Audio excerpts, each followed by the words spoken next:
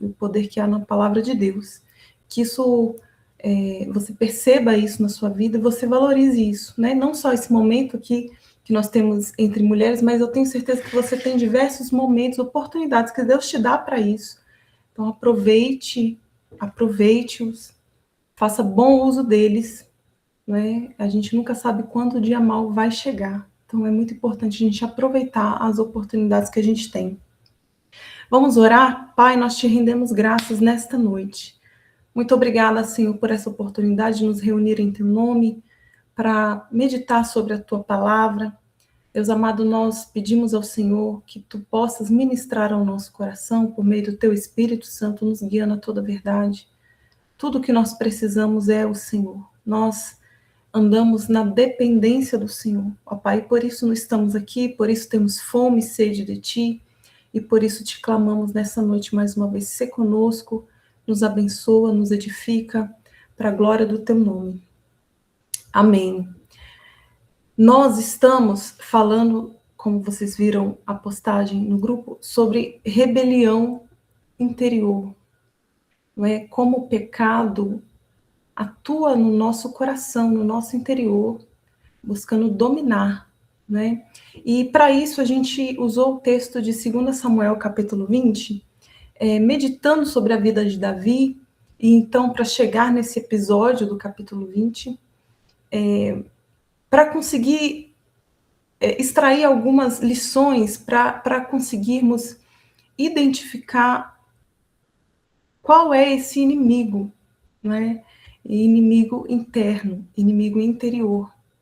De que maneira, qual é a sua origem, de que maneira ele atua, quais são suas estratégias, e nós falamos na semana passada, né?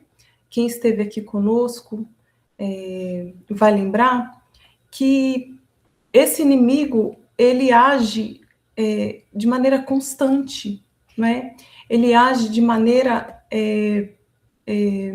estratégica, não é? Nós pegamos pelo exemplo de Seba, né? E vimos que... E nós vimos que nós precisamos ter muito cuidado com os nossos inimigos exteriores. É muito pregado sobre isso. As influências do mundo, as setas do maligno, né, as oportunidades de pecado que nós temos externos a nós e que elas vêm nos combater, elas vêm contra nós e elas procuram sempre entrar, elas procuram sempre essa porta de entrada para então dominar o nosso coração. Porém, tomando o exemplo de Seba, que era de dentro da casa, né, de dentro da nação de Davi, nós vimos que esse inimigo interior, ele é muito perigoso. E então nós falamos semana passada qual é a origem desse inimigo. Nós vimos que nada mais é do que a velha natureza, né, originada ali em Adão. Nós vimos que o objetivo dele é sempre dominar, ele não aceita outro rei no nosso coração. E a gente viu como é que ele age, né? É repetitivo, é constante, é persistente.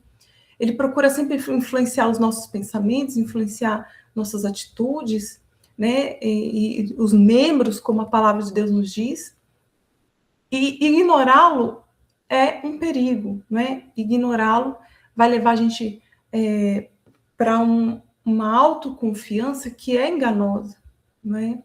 E ao contrário disso, então, quando nós identificamos, reconhecemos que há esse inimigo, que há essa guerra interior, a gente começa a andar com mais vigilância, né? Nós começamos a buscar mais de maneira intencional, por causa da nossa guerra, por causa do nosso conflito, e a gente passa a andar na dependência de Deus. Então, a gente falou também sobre como ele age no nosso coração, né? Que Seba tocou a buzina, ele não teme ninguém, esse inimigo interno, muitas vezes, ele não tem freio, não tem limites, né? Mas que nem sempre ele vai ser tão óbvio, né? Muitas vezes ele vai ser sutil, ele vai ser sorrateiro, e ele vai buscar influenciar ao máximo lá dentro, antes de dar à luz a um pecado que a gente chama de pecado externo, exterior, né? Aquele pecado visível, muitas vezes. Quando chega-se a manifestar o fruto do pecado, na verdade, muitos outros pecados já aconteceram lá dentro, né? E assim como Davi, ele imediatamente agiu ao identificar Seba, nós precisamos identificar essas sementes que começam no interior, não é? E combatê-las antes que elas se tornem um fruto pecado concebido. E muitas vezes também, na atuação desse inimigo, ele se veste de boa reputação, ele se veste de nomes diferentes, né? A sociedade dá belos nomes novos ao que a Bíblia chama de pecado. E muitas vezes as nossas racionalizações, a nossa religiosidade também, pode ser usada também para maquiar a natureza desse inimigo, para maquiar as intenções, não é? E o que se torna também perigoso, né? Isso vai acontecer, vai criar que cenário?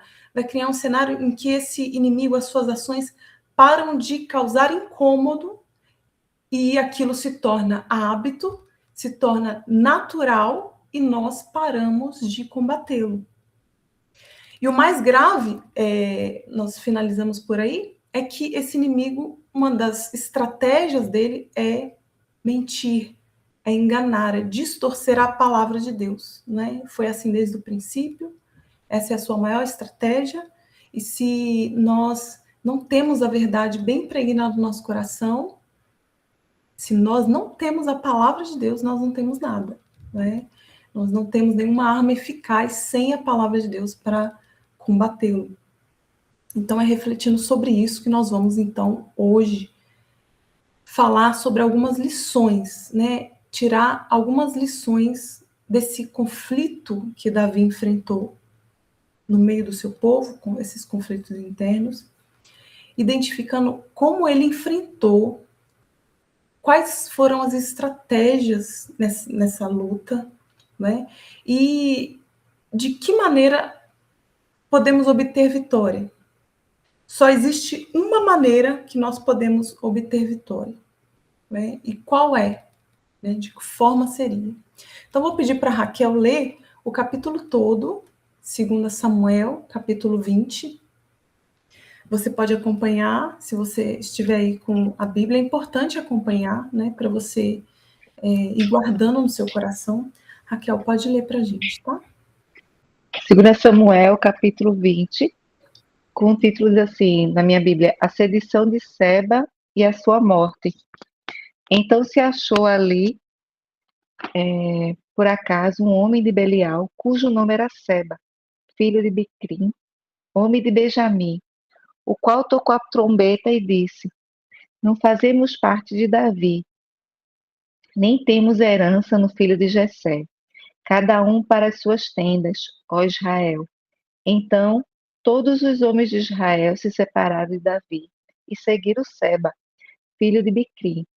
Porém os homens de Judá se apegaram ao seu rei, conduzindo-o desde o Jordão até Jerusalém. Vindo, pois, Davi para sua casa, a Jerusalém, tomou o rei as suas 10 concubinas, que deixara para cuidar da casa, e as pôs em custódia, e as sustentou. Porém não coabitou com elas, e estiveram encerradas até o dia em que morreram, vivendo como viúvas. Disse o rei a Amasa: Convoque-me para dentro de 3 dias os homens de Judá e apresenta-te aqui. Partiu Amasa para convocar os homens de Judá, porém demorou-se, além do tempo que lhe fora aprazado. Então disse Davi a Abissai: Mas mal agora nos fará Seba, o filho de Biquim, do que Absalão. Pelo que toma tu os servos de teu senhor e persegue-o, para que não ache para si cidades fortificadas e nos escape. Então perseguiram os homens de Joabe, a guarda real e todos os valentes. Estes saíram de Jerusalém para perseguir Seba, filho de Bicrim. Chegando eles, pois, à pedra grande, que está junto a Gibeão, Amasa veio perante eles. Trazia Joabe vestes militares e sobre elas um cinto, no qual, presa aos seus lombos, estava uma espada dentro da bainha. Adiantando-se, ele fez cair a espada. Disse Joabe a Amasa: Vais bem, meu irmão? E com a mão direita lhe pegou a barba para o beijar. Amasa não se importou com a espada que estava na mão de Joabe, de sorte que este o feriu com ela no abdômen e lhe derramou por terra as entranhas. Não o feriu segunda vez e morreu. Então Joabe e Abissai, seu irmão, perseguiram a Seba, filho de Bicrim. Mas um dentre os moços de Joabe parou junto de Amasa e disse: Quem está do lado de Joabe? E é por Davi. Siga Joabe. Amasa se resolveu no seu sangue no meio do caminho. Se revolvia no seu sangue no meio do caminho. Vendo o moço, todo o povo parava, desviou a massa do caminho para o campo e lançou sobre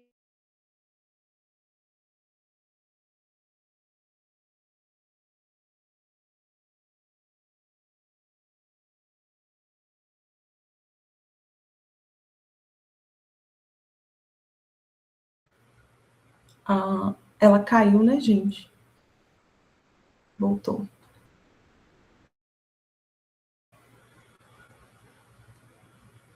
Raquel caiu, mas retornou agora. Só ativar seu microfone. Certo, perdão. Verso 13. Uma vez afastado do caminho, todos os homens seguiram Joabe para perseguirem Seba, filho de Bicrim. Seba passou por todas as tribos de Israel até Abel-Bet-Maaca, e apenas os beritas se juntaram todos e o seguiram.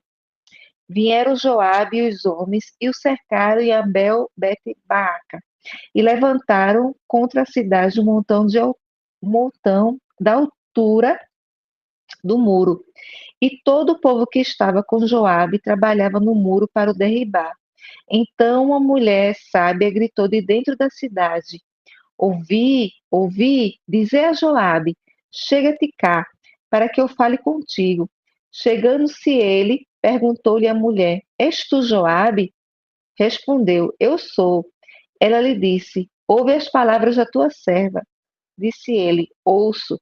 Então disse ela: Antigamente se costumava dizer: Peça-se conselho em Abel, e assim dava cabo das questões. Eu sou uma das pacíficas e das fiéis em Israel, e tu procuras destruir uma cidade e uma mãe em Israel? Por quê? Pois devorarias a herança do Senhor. Respondeu Joabe e disse: Longe, longe de mim que eu devore e a destrua. A coisa não é assim. Porém, um homem da região montanhosa de Efraim, cujo nome é Seba, filho de Bicrim, levantou a mão contra o rei, contra Davi. Entregai-me só este, e retira-me ei da cidade. Então disse a mulher a Joabe: Eis que te será lançada a sua cabeça pelo muro. E a mulher, na sua sabedoria, foi ter com todo o povo e cortar a cabeça de Seba, filho de Bicrim, e a lançar a Joabe. Então tocou este a trombeta e se retiraram da cidade, cada um para a sua casa. E Joabe voltou a Jerusalém a ter com o rei. Somente Até até o. aí. Tá bom. Tá bom? Obrigada, viu? Nada. É muito bom a gente ler o capítulo inteiro, ver todo o contexto. Melhor ainda se as irmãs tomarem o livro, né, de 1ª e 2ª Samuel, e essa leitura completa é muito rica, né, para entendimento, e eu tenho certeza que o Senhor ministra muitas coisas no coração, né, por meio disso. A gente está no texto que nós estamos, o pano de fundo aqui é que acabou de terminar uma rebelião em Israel. O próprio filho de Davi se levantou contra o rei, né, seu pai, e tentou tomar o trono. E alguns meses se passaram, né, nessa brincadeira aí, muitas coisas aconteceram, muitas traições contra Davi, e no meio disso tudo, Davi teve que se retirar do palácio, se retirar do meio do seu povo e se refugiar em Manaim.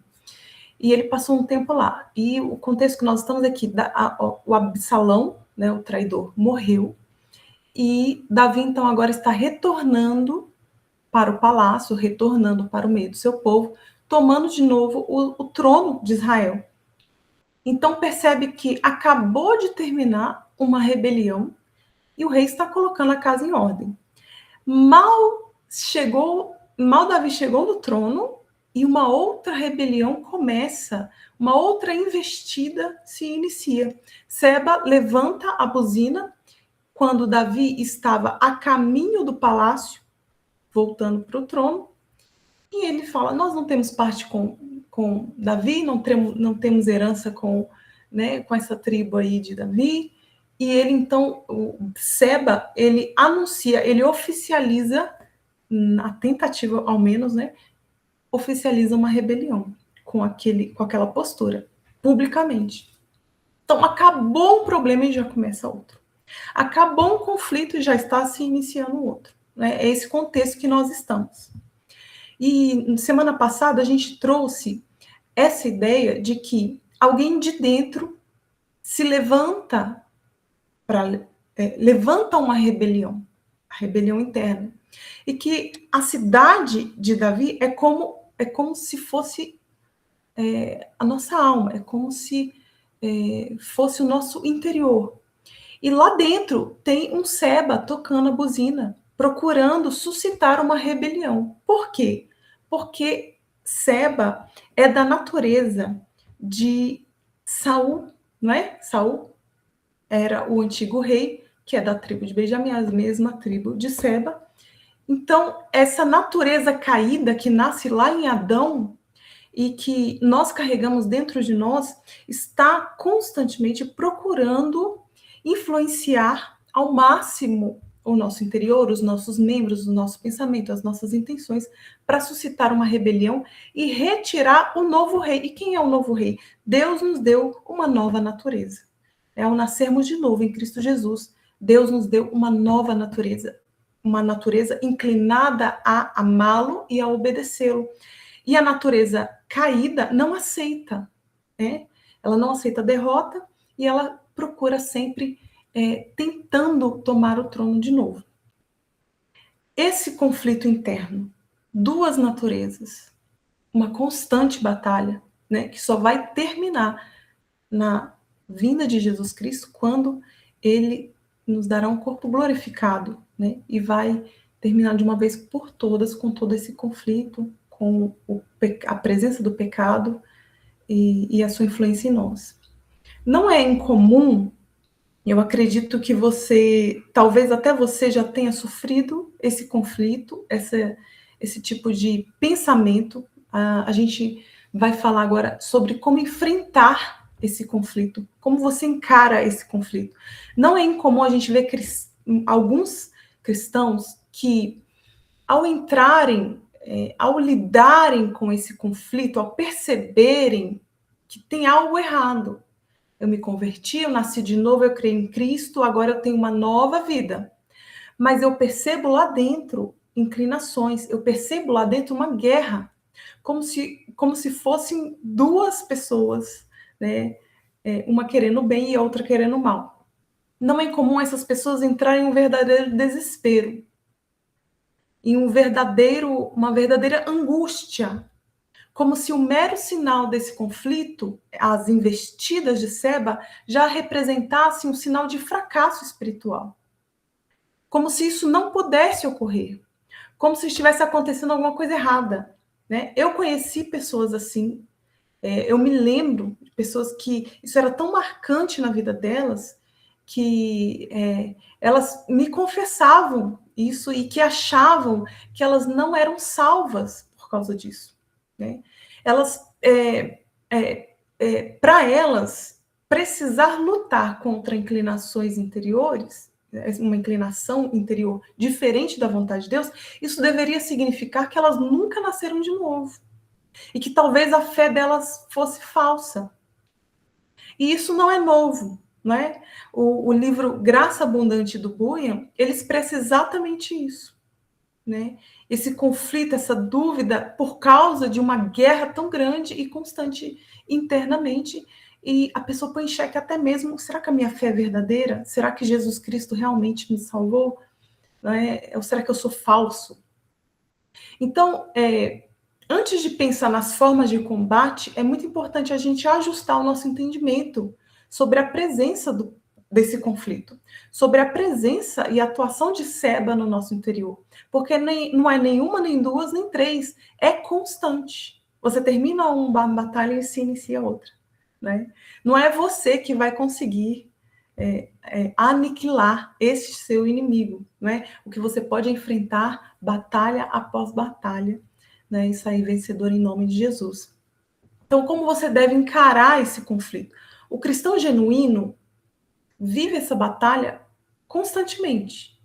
Essa é a sua luta, né? É o conflito da natureza caída contra a nova vida em Cristo, a carne contra o espírito. E a Bíblia, a gente falou semana passada, alguns versículos que a Bíblia aponta, né? Ela indica isso muito diretamente.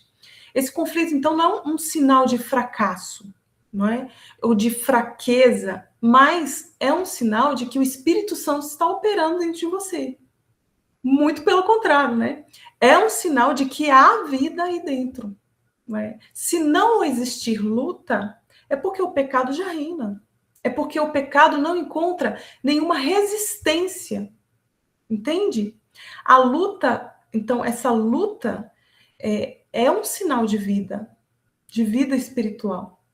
Paulo, em Romanos capítulo 7, ele descreve isso, a gente leu, esse desejo de fazer o bem, mas a presença constante do mal, né, procurando impedir, né, o bem que eu quero, muitas vezes eu não faço, né, e então, esse exemplo de Paulo é perfeito, porque ele coloca exatamente esse cenário como se fossem duas pessoas distintas, né. Então, o cristão, ele precisa aceitar que essa tensão existe. Ele precisa aceitar que é parte da caminhada cristã lidar com isso. Não é? Não se desesperar, não se angustiar, mas apesar de sentir a luta, confiar no Deus que te dá a vitória. Né? Então, essa é a maneira que nós devemos encarar. Quais são as estratégias, então, para a gente enfrentar esse inimigo? E a gente vai ver no decorrer dessa história que nós pegamos aqui para meditar nesse estudo. Seba, ele agiu de uma forma muito estratégica. E é uma lição para nós de que o pecado não é uma coisa solta, aleatória. Tem estratégia, tem objetivo, não é? Sabe quais são os pontos fracos. Seba, ele aproveitou um clima tenso, né? Acabou um conflito agora, o cristão nem teve tempo de se recompor, e Seba já está tocando a buzina. Então, antes que Davi, percebe? Davi estava voltando depois de meses, ele precisava de tempo para consolidar a sua autoridade, para colocar a casa em ordem, tinha uma tensão, tinha no meio do povo uma parte que aderiu à rebelião anterior, né? que colocou em xeque a autoridade de Davi. Né? Então, Davi precisava desse tempo. Então, Seba, ele estrategicamente não deu tempo de Davi se recompor, se consolidar ali como rei novamente. Né? Ele oficializou um novo movimento de rebelião tocando a buzina. E essa agilidade de Seba colaborou para ele ter adesão. Né? Imediatamente, enquanto ainda estava fervilhando, ele começou a falar para toda a gente, influenciar toda a gente na fragilidade daquele ambiente, daquele né? Homem interior, vamos colocar assim. Seba agiu imediatamente. Nós não podemos, muitas vezes conduzidos pelo sentimento de autocomiseração, por causa de circunstâncias, né? Às vezes conduzido pelo cansaço, conduzido pela tristeza, conduzido por diversas outras situações, a gente não pode relevar Seba.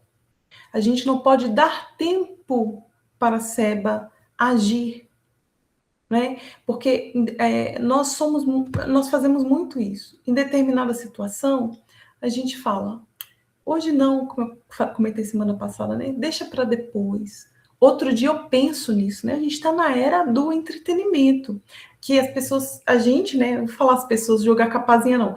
Nós estamos constantemente, a gente tem muita oportunidade de distrair a nossa mente. Então, ao invés de ficar pensando e encarando realidades, a gente se distrai. Deixa isso para depois, né?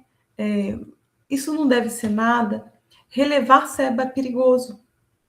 Então, Seba age imediatamente, né? Dizendo, nós não temos parte com Davi, né? E nós, como cristãos que identificam, sabem o perigo desse inimigo interior, nós precisamos agir imediatamente também. A gente não pode relevar. Ações imediatas, enquanto são sementes, antes que elas germinem, antes que elas tomem proporções, não é? Então, a primeira estratégia, né, que foi a mesma estratégia do inimigo, é agir imediatamente e não relevar. O segundo ponto que a gente pode pensar é que ali percebe como que Seba, o que Seba gritou ali? Nós não temos herança com Davi, né? Nós não fazemos parte, né? Essa herança aí do filho de Jessé, volte cada um para as suas tendas. Ao dizer isso, Seba, ele estava apelando para o sentimento de tribo, né? Ele estava mexendo na identidade, né? E aquele povo, imagina aquele povo que tinha acabado de ter uma rebelião, ele estava fragilizado, aquele povo estava insatisfeito. Havia muitas pessoas insatisfeitas, não é? Seja com Davi, insatisfeito porque ele voltou, ou insatisfeito com Absalão, olha a confusão que está acontecendo. Enfim, e essa insatisfação foi canalizada, Seba tocou na identidade dele e canalizou toda essa insatisfação contra Judá, contra Davi, que é exatamente o que ele fala. Não tem parte com Davi, não tem herança com o filho de Jessé, nós não somos da tribo de Judá. O que a tribo de Judá acha que é? Que ela pode chegar governando sobre nós, né? Mas, ao fazer isso, ele colocou o povo contra o próprio Deus. Percebe? Se Deus escolheu a tribo de Judá, e ele escolheu, né? De Judá vem quem? Vem o Salvador. Se Deus levantou Davi como rei, e ele prometeu: seu reino será para sempre, porque Davi já representava o reino messiânico, o reino do Filho de Deus. Quando alguém se colocava contra Judá e contra Davi, ele estava se opondo ao Deus de Israel, né? E por que isso é importante? A gente pensar nessa estratégia de Seba e de que maneira a gente combate esse tipo de coisa, né? Mentiras, enganos, elas chegam distorcendo a verdade e querem afetar a sua identidade em Deus, a sua identidade no Senhor, né? Primeira coisa. É por isso que é importante a renovação do vosso entendimento, para que compreendais qual seja a boa, perfeita e agradável vontade de Deus, como diz a palavra do Senhor, né? A vontade de Deus é boa, ela é perfeita, ela é agradável. Você crê nisso? Então aceita o rei que Deus colocou sobre vós, não é? Se a vontade de Deus é boa, perfeita e agradável, eu sou sujeito ao Deus de Israel, eu aceito Davi, ungido do Senhor, eu respeito Judá, a tribo que Deus escolheu. Percebe como que funciona? E aí entra a questão da insatisfação. eles estavam insatisfeitos, Seba pensou, é uma oportunidade. E a insatisfação é um perigo. Aí isso aqui daria outro estudo, e a Kelly pode trazer para a gente. Insatisfação, o descontentamento. E a arma que você tem contra isso é conformar-se à vontade de Deus. É crer que Deus tem o controle e de que Deus é bom. Essencialmente bom. E se um Deus bom tem o controle, ele sabe o que está fazendo. Então eu me conformo à vontade de Deus. Eu abraço a vontade de Deus. E por causa disso, eu estou satisfeita. Eu ando contente. E esse é um escudo contra as investidas de Seba. Se houvesse esse contentamento pela fé no Deus de Israel que levantou o rei Davi, a investida de Seba não teria nenhuma adesão. Então, o descontentamento, ele dá munição para a sua natureza caída começar a agir no seu interior. Ela é muito perigosa. Então, deixo aqui uma indicação, né, de estudo sobre descontentamento. Em terceiro lugar, uma das primeiras coisas que Davi faz quando ele, né, retorna para o trono, retorna para o palácio, percebe? Ele pega aquelas concubinas, 10 concubinas, mulheres que haviam ficado dentro do palácio para cuidar do palácio. Ele pega aquelas mulheres e coloca-as em custódia, né?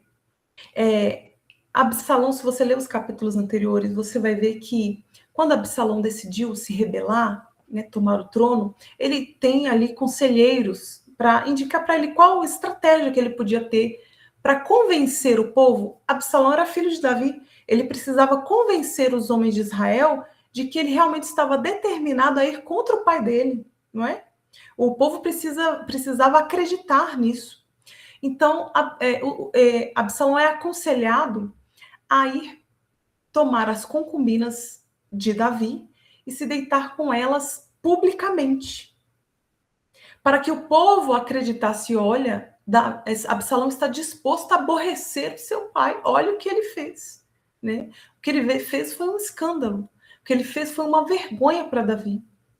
Então, a primeira coisa que Davi faz ao retornar, ele pega aquelas 10 mulheres maculadas, né? Maculadas por Absalão, e ele mantém elas em custódia. E elas ficam ali até o fim das suas vidas como viúvas, né? Como viúvas. Davi, então, não tem mais relação com elas, ele não tem, como se não tivesse mais filiação. Ele não tem mais nenhum contato com elas. E aqui eu tomo como exemplo essas 10 mulheres para a gente pensar que elas andavam livremente no palácio durante a estadia de Absalão. Elas poderiam ter continuado livremente durante o retorno de Davi no mesmo palácio, né? E tomamos como exemplo alguns hábitos na nossa vida.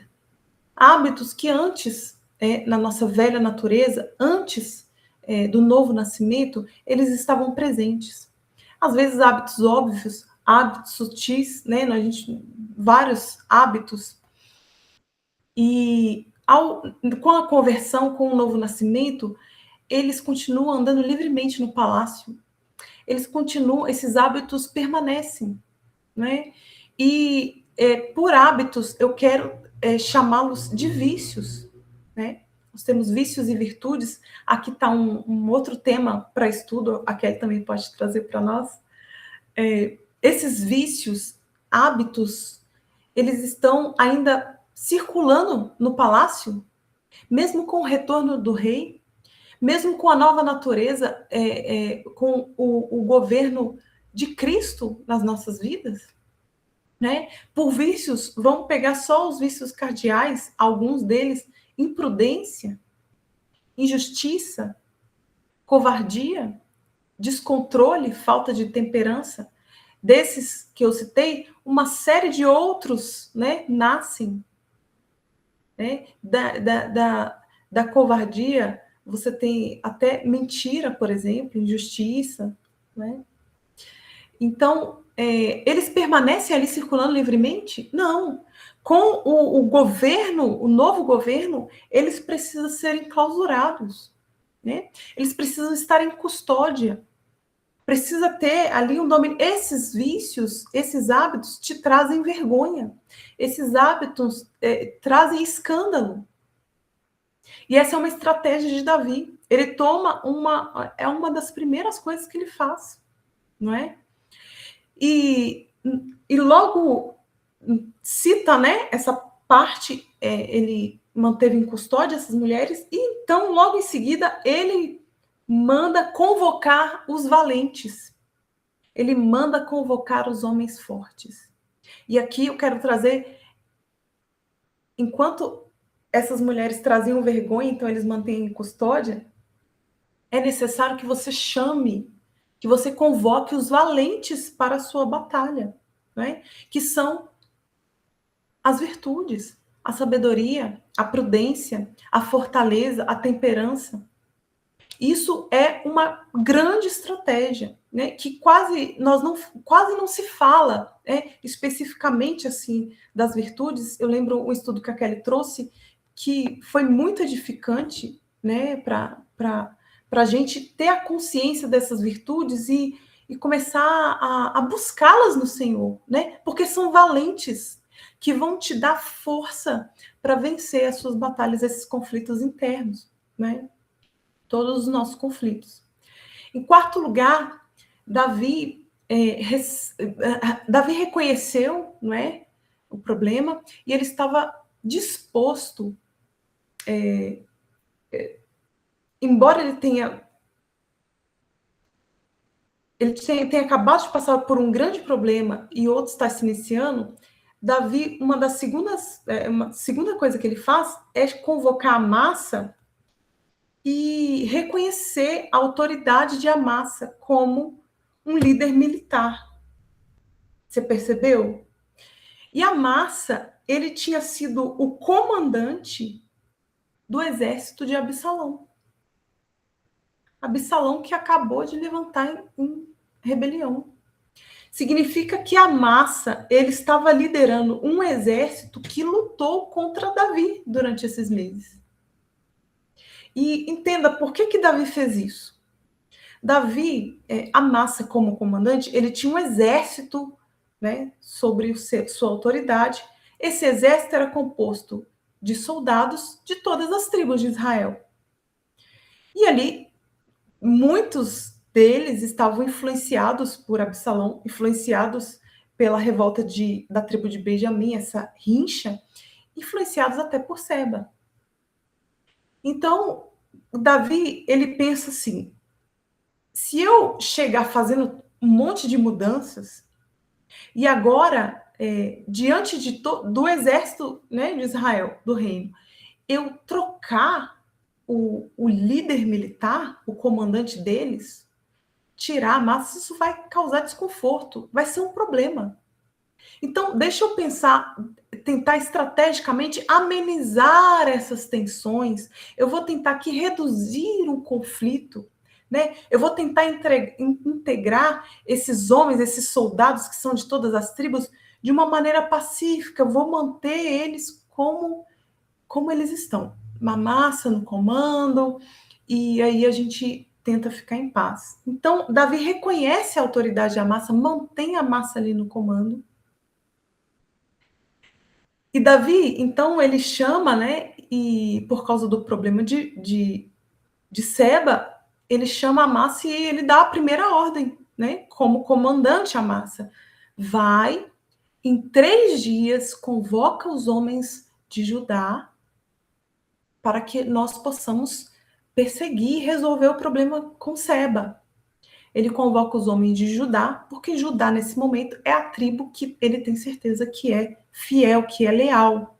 As outras estavam ali influenciadas e tal, por causa da situação de Seba, por causa de todo o problema com o Absalão.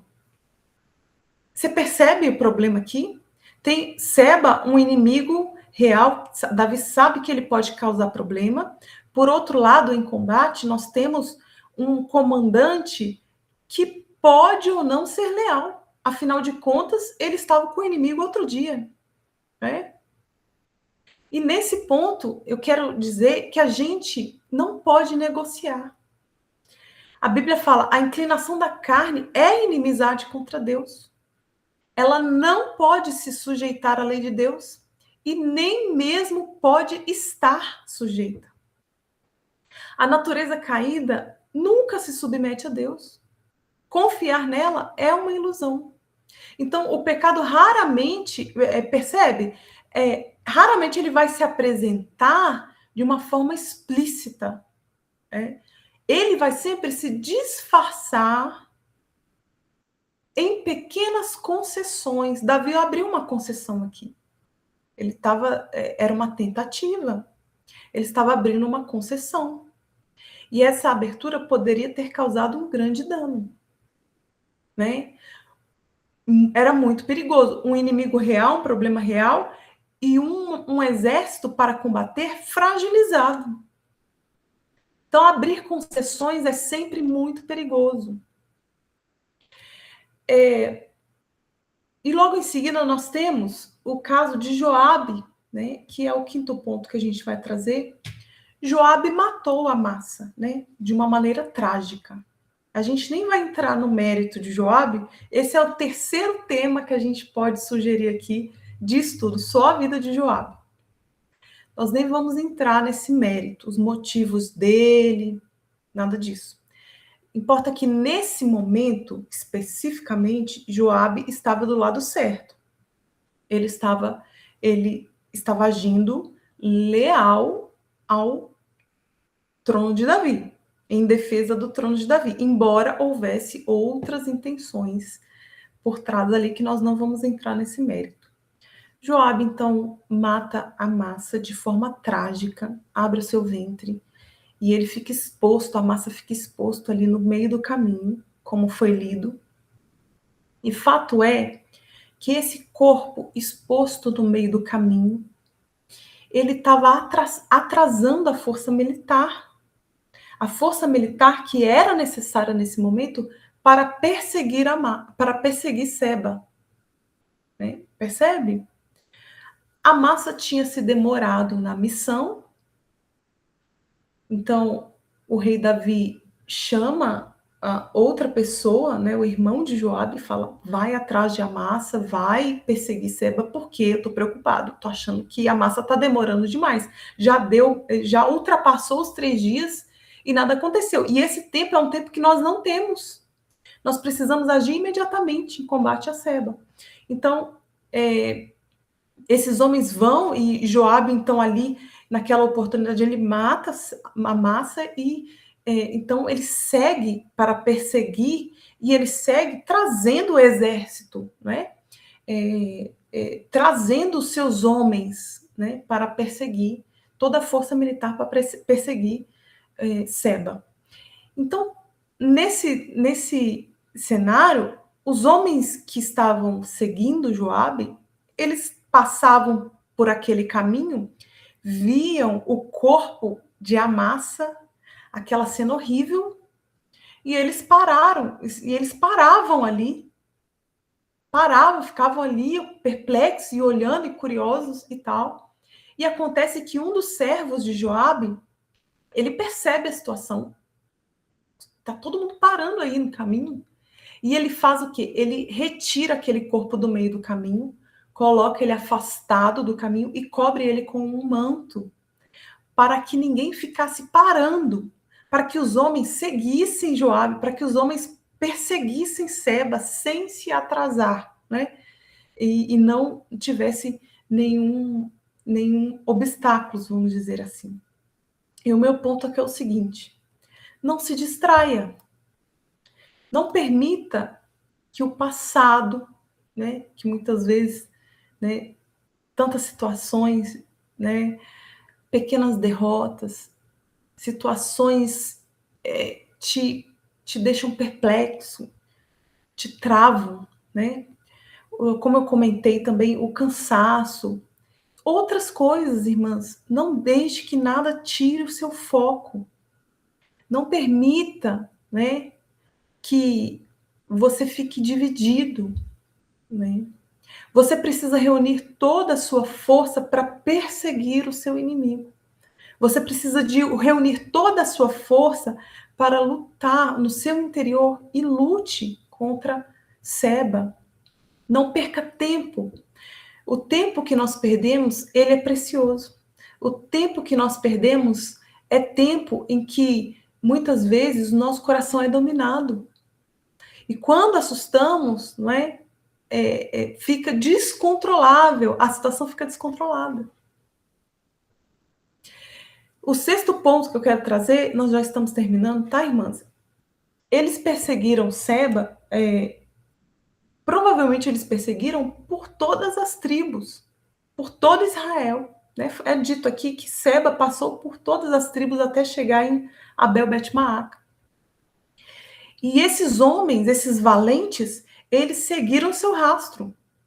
Quando eles identificaram a sua localização em Bet-Maaca, eles cercaram a cidade, eles levantaram como se fosse uma trincheira, né? Um montão.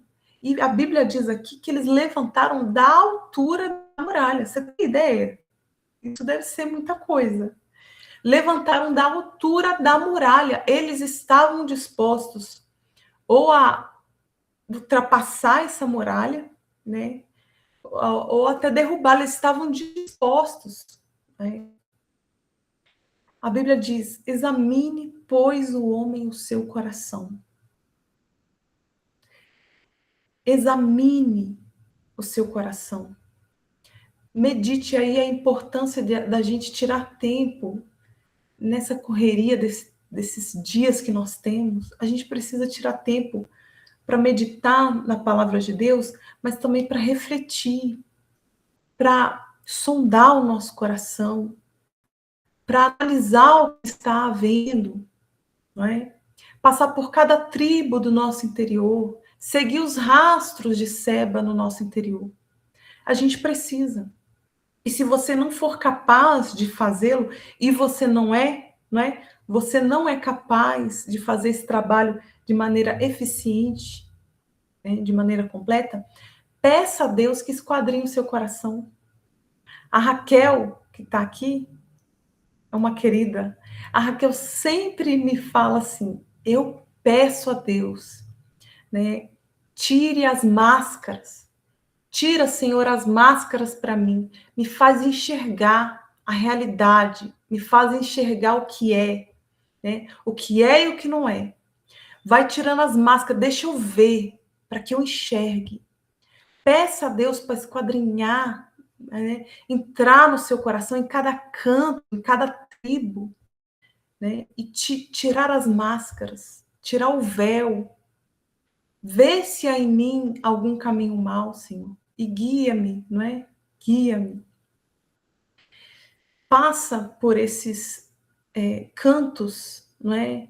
Que muitas vezes ficam ali, não é?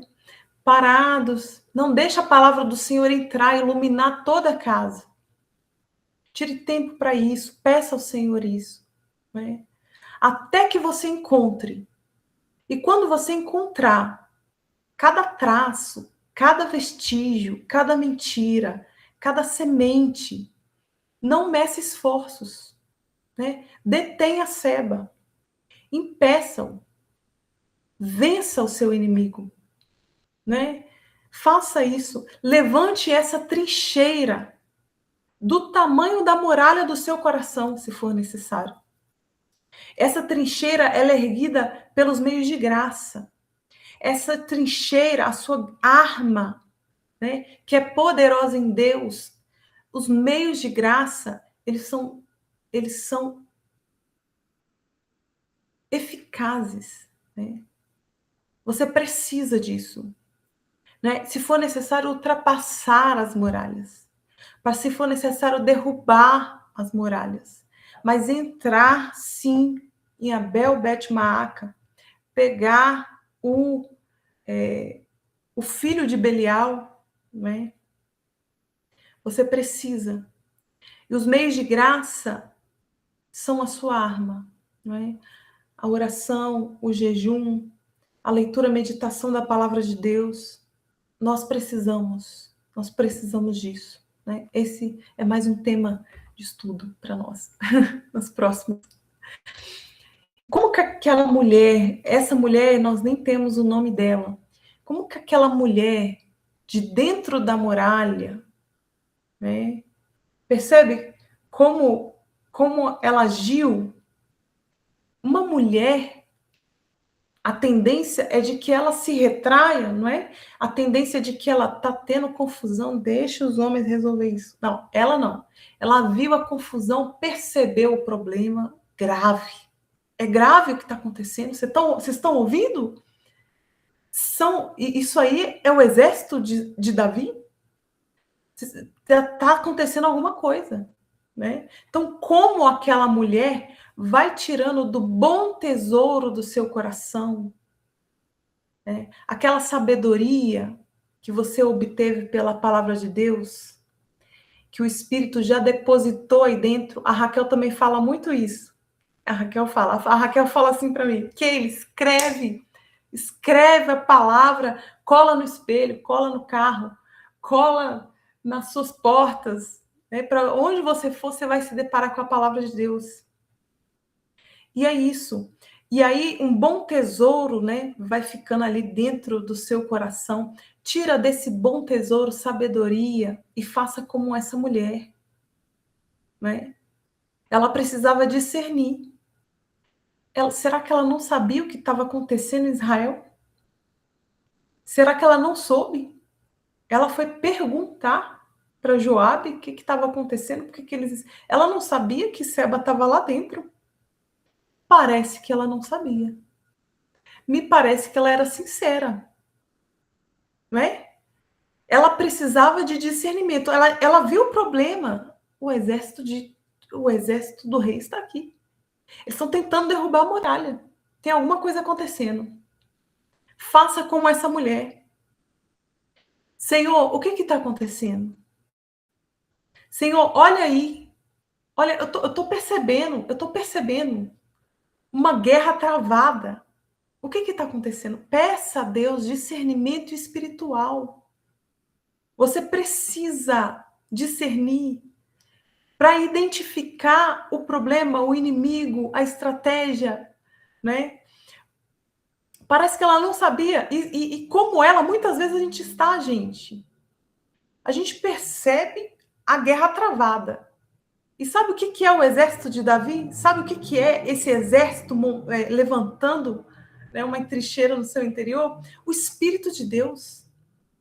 O Espírito Santo, ele começa a travar uma guerra e você sente o desconforto, você não fica em paz, está acontecendo alguma coisa assim. E muitas vezes você vai precisar ir diante do Senhor, de Espírito de Deus, me dá discernimento. Me dá discernimento aonde que está. Me dá discernimento para eu identificar, me dá discernimento para que eu seja liberta, para que eu me santifique, para que eu lance Seba fora, não é? Nós precisamos de discernimento. Se você clamar, Deus vai te ajudar a identificar. E uma vez identificado, esse mal precisa ser cortado pela raiz, né? E ela diz para Joabe: é isso? O que está acontecendo? Eu temo a Deus, eu quero saber. Eu quero saber o que está acontecendo. O quê? Está aqui? É contra o Senhor? Não é? Hoje vocês vão ter a cabeça dele. É hoje, né? Eu vou lançar a cabeça dele para você. Pode deixar, pode ficar tranquilo, não é? E aí é essa postura, né? Você clama a Deus, você busca, né? E unido ao Espírito de Deus, você percebeu um trabalho em conjunto aqui, né? Joabe e seu exército ali do lado de fora, armado até os dentes, pronto para derrotar o inimigo. Você é fraca. Você é só uma mulher ali em cima da muralha. Você não pode nada. Você não tem poder para vencer. Você não é capaz de vencer, mas você tem todo o exército de Deus ao seu lado. Você tem o poder do Espírito Santo contigo, né? Então, um trabalho em conjunto, ela diz: "Pode deixar", e ela fala: "Aqui, ó, pegue, encontre aí Seba, e nós vamos lançar a cabeça dele ali, aí, hoje, agora", né. Unido ao Espírito de Deus você pode, e esse é o processo de santificação, né. Então, para a gente terminar, só mais alguns minutinhos, tá, irmãs? Em resumo, todo esforço humano, a gente sabe, irmãs, ele não é suficiente. Assim como você precisa ter consciência de que há um inimigo, de que é parte da caminhada cristã travar essa batalha constantemente, ter essa consciência, você também precisa ter consciência de que na sua força você não vence, não é? Nenhum esforço humano é capaz de sozinho vencer, mas Cristo, a obra de Cristo na cruz do Calvário e a ação do Espírito Santo dentro de nós, ela é poderosa para limpar o nosso interior, para libertar o nosso coração, né? Ela é poderosa. A graça de Deus, ela não é apenas perdão para o pecado cometido, para os frutos, né? Ela é também o poder para resistir, o poder para combater, não é? A Bíblia fala: nenhuma condenação há para os que estão em Cristo Jesus, porque o Espírito da vida os liberta da lei do pecado e da morte. Não há condenação, né? Ele te liberta. A nossa vitória é fruto, então, dessa dependência diária da graça de Deus. E aí, a nossa grande arma, a nossa estratégia para lutar, para vencer, não é? Com garantia de vitória, é, né, abraçar as disciplinas espirituais, né, e entender que não são rituais vazios, não são meros hábitos vazios, né, mas eles são meios de graça pelos quais o cristão recebe o poder, a força necessária, não é? Vem recurso para você, vem exército para você. Quando se levantam os valentes de Davi no seu interior para resistir o pecado. A gente viu isso na vida de Jesus, pelo estudo que a Kelly trouxe, né, sobre como Jesus encarava, né, enfrentava, né, Jesus ali buscava constantemente o Pai em oração, quanto mais nós. Ele nos mostrou o caminho. A consciência dessa presença do pecado, ela vai gerar essa humildade, percebe? Humildade porque eu preciso reconhecer que eu não posso. Eu preciso reconhecer que eu não consigo. Eu identifico o inimigo, identifico a luta. Às vezes nem isso eu consigo. Eu preciso de clamar a Deus para que Ele me mostre e me ajude a identificar, né? E eu preciso ter humildade. O caminho, como eu falei no início, não é entrar em desespero. O caminho é ser humilde e buscar, né? E entrar nessa posição de dependência. Quando eu não dependo, não é, de Deus, quando eu não busco por meio dos meios de graça para obter essa vitória, eu estou dizendo, não com palavras, mas com essa ação, de que eu acredito que eu posso. De que eu acredito que na minha força é possível controlar essa situação. Não pode deixar comigo. Eu controlo isso aqui e você não pode. Não pode. E se colocar na dependência do Senhor pelos meios de graça, você vai realmente andar em humildade e em vitória. Essa é a nossa vitória. É uma vitória diária, batalha após batalha, aguardando ansiosamente o dia que o Senhor vai nos dar uma vitória plena, completa, definitiva, né? Está perto esse dia, nós cremos. E é isso, irmãs. Eu espero que vocês tenham gostado, né? Foram 2 encontros muito preciosos para mim. Isso, para mim, a palavra é para mim, né? Eu só estou compartilhando com vocês. Alguém quer comentar alguma coisa? Deixo vocês na liberdade.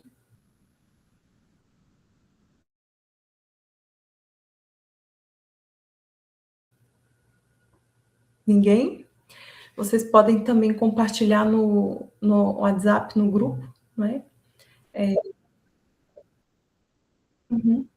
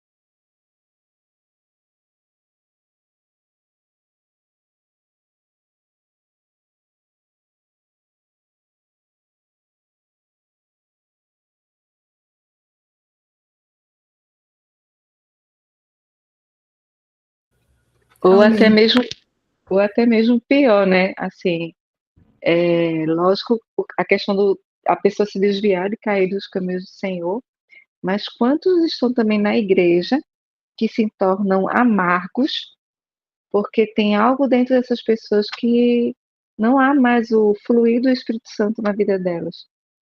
E elas vão ficando sempre amargas e a palavra parece que não entra, a palavra parece que não dá fruto e se fecham dentro da igreja, né? E acabam adoecendo. É perigoso. É verdade, Raquel. Eu me lembrei do versículo, né, sobre o que a Kelly disse: se te mostrares frouxo no dia, né, da adversidade, no dia do problema, quão poucas serão as suas forças, né? A gente precisa se mostrar disposto, né, e confiante. Essa é a principal questão. Você precisa confiar de que o Deus que te deu vida, ele vai te dar vitória, né? Ele garante a sua vitória em todas as suas lutas e até definitiva, né? Até o dia da sua vinda. Confiar no Senhor. Sobre o que a Raquel disse é verdade. Nós temos, inclusive, pessoas que abandonam essa luta, essa guerra, e para viver uma vida de devassidão, uma vida de libertinagem. Então, carregam a fé, mas entendem, e a gente vê muito isso, entendem que não é possível, não, isso aí não tem jeito de vencer isso, não. Todo mundo é assim. Eu já ouvi isso em muito crente, crente antigo, crente raiz, né? E também essa questão da amargura, cristãos que às vezes têm um problema sério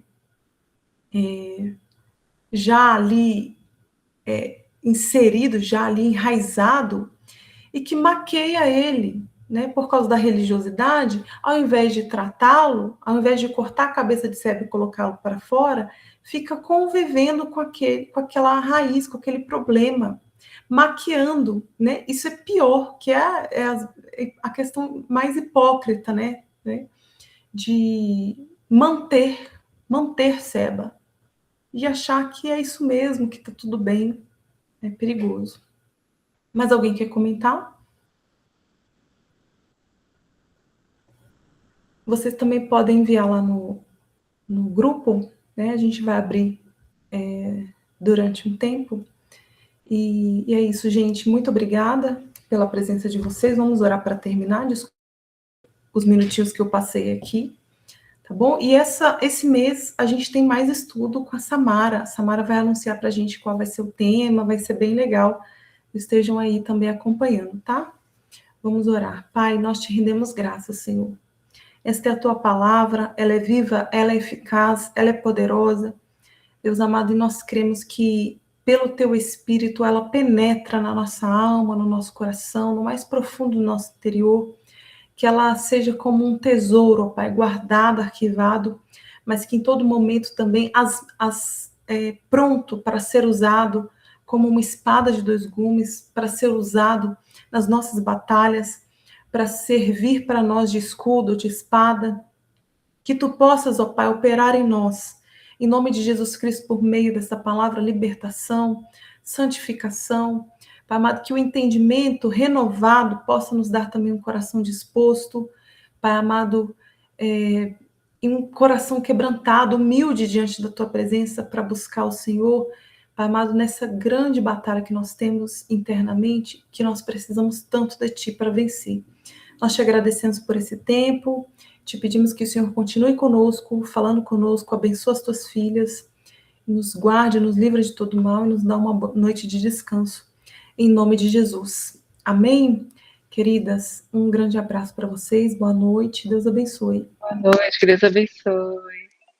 Boa noite, gente. Deus abençoe. Boa noite, gente. Deus abençoe a todos.